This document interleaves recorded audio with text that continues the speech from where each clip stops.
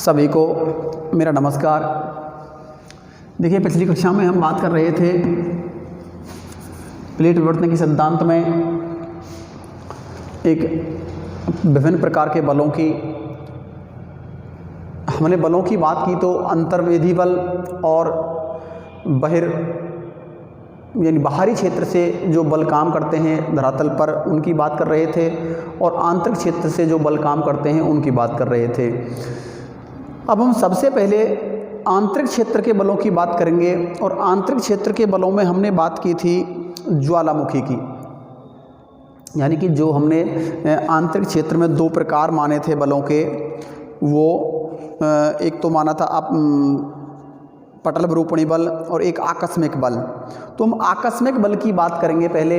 और आकस्मिक बल में हम लोगों ने देखा सबसे पहले ज्वालामुखी और भूकंप, दो एक ऐसे बल हैं जो आकस्मिक बल होते हैं, जो अचानक प्रकट होते हैं। और कहाँ से प्रकट होते हैं? ज़मीन के आंतरिक भाग से प्रकट होते हैं। पटल विरूपणी जो बल होते हैं, उन पटल विरूपणी बल की हम बाद में बात करेंगे, जिसमें हम लोग बात करेंगे महाद्वीपों के बल की और महादेशजनक बल की, और एक महादेशजनक बल और एक होता है पर्वत निर्माणकारी बल। इनकी बाद में बात करेंगे। तो सबसे पहले हम लोग बात करते हैं ज्वालामुखी की। ज्वालामुखी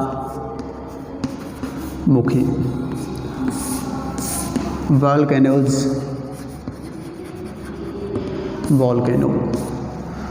अब वॉल्केनोज जो होते हैं ये क्या होते हैं? देखिए, हम लोग एक सामान्य सी परिभाषा देते हैं, सामान्य सी परिभाषा की बात करते हैं कि मान लो धरातल में दरार के माध्यम से या कोई छिद्र के माध्यम से जमीन के अंदर से यदि कोई गर्म लावा निकलता है तो वो क्या कहलाता है? ज्वालामुखी कहलाता है।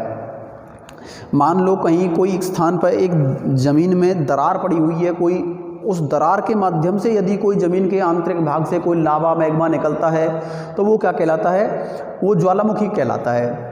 ज़मीन को फाड़ के जो राख धूलकण या और भी आग के गोले जो निकलते हैं उनको क्या कहते हैं? हम ज्वालामुखी कहते हैं। अब ऐसा कब होता है, क्यों होता है, वो मैं थोड़ी सी आपसे चर्चा करूँगा। तो देखिए, क्या होता है कि ज़मीन के आंतरिक भाग में जाने पर तापमान में वृद्धि होती है। आप सभी लोगों को मैंने पहले भी बताया था कि ज़मीन के आंतरिक भाग में जाने पर तापमान में वृद्धि होती है और ज़मीन के ऊपर जाने पर आसमान में जाने पर तापमान में कमी होती है। तो एक हिसाब लगाइए आप लोग, एक कंडीशन आती है, हमने पृथ्वी की आंतरिक संरचना भी पढ़ी थी हमने, तो उसमें भी मैंने आपको बताया था कि ज़मीन के आंतरिक भाग में एक स्थान ऐसा आएगा, मेंटल भाग, सीमा परत के नीचे का पार्ट, जो 2000 से 2900 किलोमीटर का एरिया होगा। वो एक बिल्कुल द्रव है, वो बिल्कुल तरल पार्ट है। अब उस तरल पार्ट में जब तापमान बढ़ेगा तो निश्चित रूप से वो क्या बन जाएगा? मैग्मा बन जाएगा। अब धरातल की चट्टानें आपस में टकराएंगी, इनका मिक्सचर होगा, चूर्ण बनेगा, विभिन्न प्रकार के रासायनिक तत्व होंगे, उनकी क्रियाएं होंगी ज़मीन के आंतरिक भाग में। तो निश्चित रूप से एक ऐसी गैस बनेगी जो बहुत ज़्यादा बड़े रूप में वो एक उबाल खाएगी ज़मीन के आंतरिक भाग में। तो इसी चीज़ से कई बार भूकंप आते हैं। अब क्या होता है कि जहाँ जिस स्थान पर धरातल कमज़ोर दिखता है उन स्थानों पर वो धरातल को फाड़ के वो गैस निकलेगी। भाई, कई बार हम लोग देखते हैं कुकर में सब्जी बनाते हैं। जब सब्जी बनाते हैं तो जब सब्जी पकने वाली, यानी कि अंदर पूरा गैस का गोला बन जाता है, गैस बन जाती है ढंग से और अब निकलने के लिए कहीं स्थान नहीं है, तब जाके वो हमारे कुकर की सीटी ऊपर उठती है और फिर उसमें से वो हवा निकलती है। भाई, जहाँ उसको कमज़ोरी दिखेगी वहीं से तो निकलेगी, लेकिन जहाँ कमज़ोरी नहीं है तो वो हो सकता है कुकर को फाड़ भी दे। कई बार फट भी जाते हैं कुकर। क्यों फट जाते हैं? क्योंकि जो छिद्र होते हैं सीटी के उनमें कुछ भर जाता है, दाल के या चावल के जो कण होते हैं वो उनमें भर जाते हैं और फिर वो प्रेशर इतना नहीं हो पाता उनका कि जो उनको वो निकाल पाएँ। फिर ऊपर से भी ब्लॉक हो गया, सीटी भी ब्लॉक हो गई। अब ब्लॉक होने के बाद इधर से पूरा कवर है ही चारों ओर से, अब कहाँ से निकलेगी गैस? तो फिर वो कुकर फटने की संभावना बन जाती है। तो इन चीज़ों का हमें बहुत विशेष ध्यान भी रखना चाहिए हमारे घरों में भी, कि जब भी हम लोग सब्जी बनाएं तो पहले इन चीज़ों को देख लें कि कुकर का वो ढक्कन है वो सही है क्या, सीटी है वो सही है क्या, नहीं है तो पहले एक बार गैस निकाल के देख लें उसमें से, तब उसको पूरा गैस से भरें। तो हम बात कर रहे थे ऐसे ही ज्वालामुखी की। तो जो ज्वालामुखी होती है वो ज़मीन के आंतरिक भाग में गैस और इस द्रव का जो तापमान का जो लावा बनता है, यह पूर्ण रूप से बहुत गैस का गुब्बारा बन जाता है, और जब कहीं वो कमजोरी दिखती है उसको, तो वहाँ से वो निकलने का प्रयास करता है। तो ये क्या होती है? ज्वालामुखी होती है। इसको इंग्लिश में वल्केनोज बोलते हैं, वल्केनो। अब इसमें क्या निकलता है ये भी चीज़ हम देख लेते हैं। अब इसमें गैसें निकलती हैं, गर्म जल निकलता है, चट्टानों के टुकड़े निकलते हैं, लावा निकलता है, धुआंरे निकलते हैं, यानी गैस के धुआंरे। तो अपने आप में जो चीज़ यहाँ पर निकलती है उन चीज़ों की हम बात करते हैं। तो ज्वालामुखी क्रिया के दौरान निकलने वाले तत्व,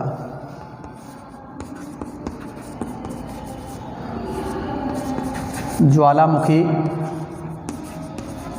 क्रिया के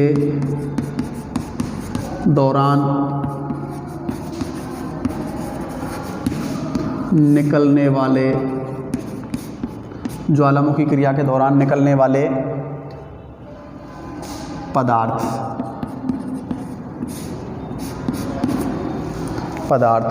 नंबर 1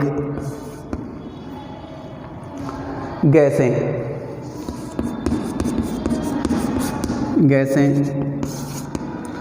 नंबर 2 गर्म जल।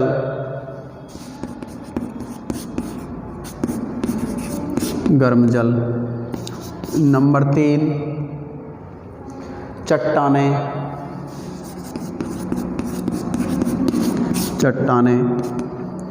नंबर 4 लावा। अब गैसें जो होती हैं वो कौन कौन सी हैं? जैसे O2, N2 और बहुत सारी, धुआंरे SO2, यानी कि इनको बोलते हैं धुआंरे, सल्फर डाइऑक्साइड, ये प्रकार की गैसें निकलती हैं। 60 से 90% तक जलवाष्प, 60 से 90% तक जलवाष्प, 60 से 90% तक जलवाष्प होता है इसमें। अब गर्म जल होता है, वो उसमें क्या होता है? गीज़र, यानी उष्णोत्तर, ये होता है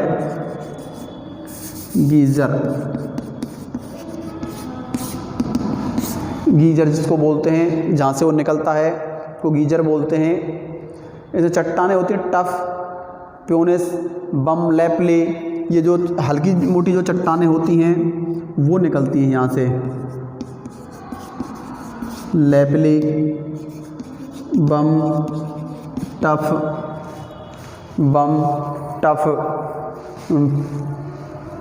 प्यूनेस,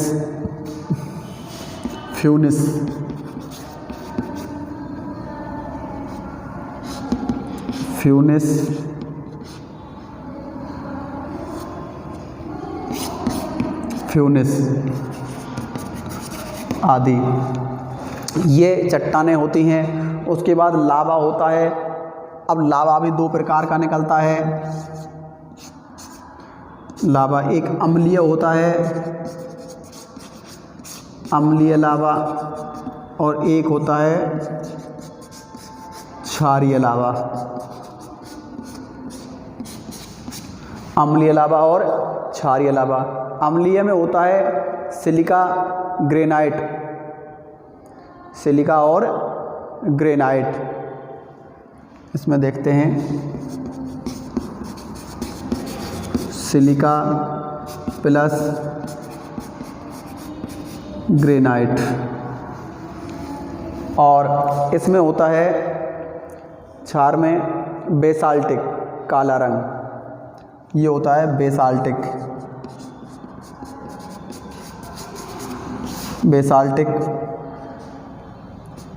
अब इनमें फ़र्क क्या होता है? ये होता है पीला, ये होता है काला, ये होता है द्रव, और ये होता है गाढ़ा, और ये होता है कम गाढ़ा। इसमें सिलिका की मात्रा 66% से अधिक होती है अम्लीय लावा में, और क्षारीय लावा में सिलिका की मात्रा 66% से कम होती है, यानी कि इनमें सिलिका की मात्रा के आधार पर ये द्रव और गाढ़ा और पतलापन इसमें आता है। तो ये चीज़ें हमारी ज़मीन के अंदर से एक ज्वालामुखी के रूप में निकलती हैं, इन चीज़ों को थोड़ा सा याद रखना।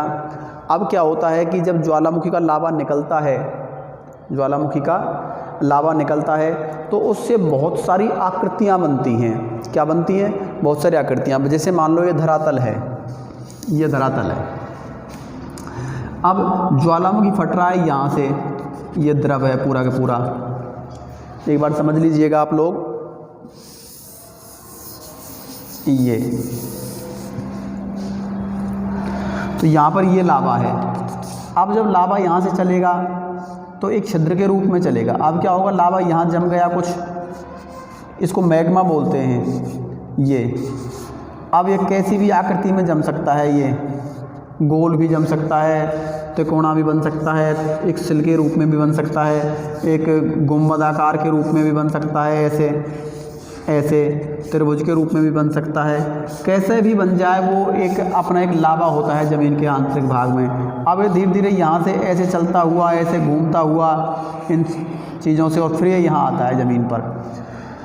तो अब जो आंतरिक भाग में जो इस लावा के माध्यम से जो आकृतियाँ बनी वो अंतर्वेधी आकृतियाँ कहलाती हैं। क्या कहलाती हैं?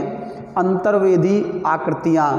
और बाहर जो इस लावा के माध्यम से जो आकृतियाँ बनेंगी धरातल पर, वो बहिर्वेधी आकृतियाँ, यानी कि ज्वालामुखी दो प्रकार की आकृति बनाती है। एक तो अंतर्वेधी आकृतियाँ, आंतरिक आकृतियाँ, और एक बाहरीय आकृतियाँ। इस लावा को भी हम आंतरिक भाग में मैग्मा कहते हैं, और जैसे ही ये धरातल पर आता है इसको हम लावा कहने लग जाते हैं।